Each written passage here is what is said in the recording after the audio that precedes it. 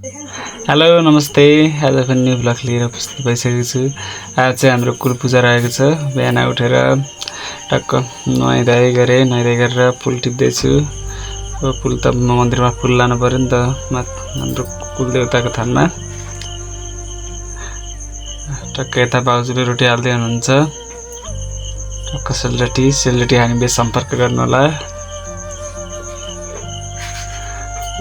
हेर्नु क्या दामी छ सेलरोटी।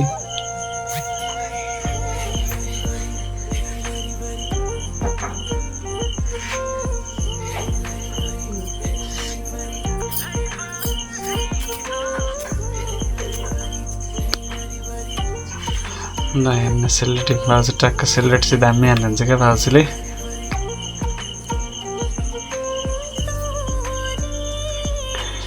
टक्क हाम्रो मन्दिरमा लाने बोका टक्क पूजा गरेर मनाउँदै हुनुहुन्छ अङ्कलहरूले। टक्क यो पूजा गर्ने बोको टक्क मान्दैछ, खायो। टक्क चाहिँ टक्क मन्दिरमा लाने बोका हो। यो चाहिँ हाम्रो 5-6 घरको बोकाहरू हो। यो टक्क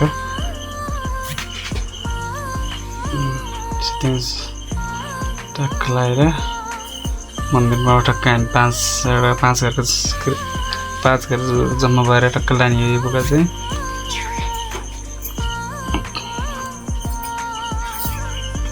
टक्क हेर्नु बोका मन्दिरको प्रसादहरू हेर्नु बोका हेर्नु। हाम्रो 14 घर जम्मा भएर पूजा गर्ने है जम्मा टोटल। म र भान्जी जाँदैछ। म भान्जी हामी लिएर पनि जान्छ। पछाडि हाम्रो ईश्वर दाइ हुनुहुन्छ। टक्क पोखा लिएर आउनुको लागि बोरा बोकेर आउनु भयो। यता गङ्गे ठुलाहरूले पूजाको अब सरदम मन्दिरमा सरदम सबै एकै ठाउँ जम्मा गर्नुपर्छ।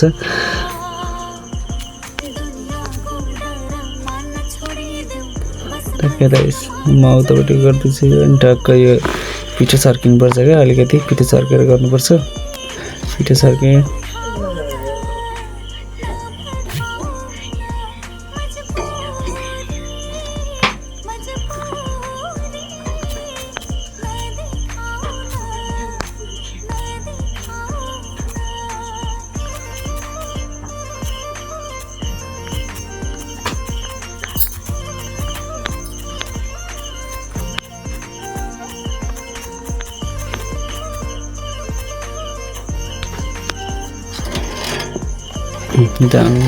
बुवाहरू अङ्कलहरू घुम्ने प्रक्रिया चल्दैछ हाम्रो मन्दिरमा।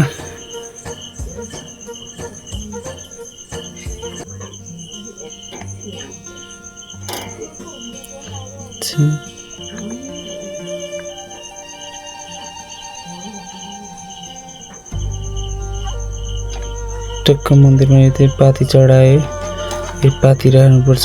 पाती राधे टक्क दुबारेर टक्क दुसो हालेर घुम्नुपर्छ।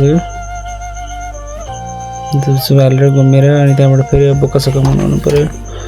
बोका मनाइयो यसरी टक्क बोका मनाएर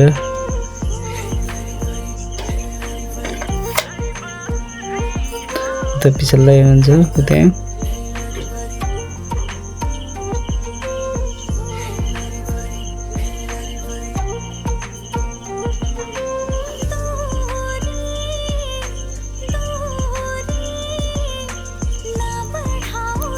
घुमाउने त्यसपछि 2 घरको बोको चाहिँ मान्न अलिक गाह्रो मानेको क्या। आज सबै चाहिँ ठिकै थियो। 2 घरको बोकोले चाहिँ टाइम खाइदियो क्या आज। अरूले हेरेर 2 घरको बोकोले चाहिँ लास्ट टाइम खाइदियो। यो 2 घरको बोकोले 2टा बोकोले चाहिँ टाइम नै खाइदियो आज। हेर्नु बोकाहरू यो 14 र 7 11वटा बोका छ टोटल 11वटा बोका छ यहाँ।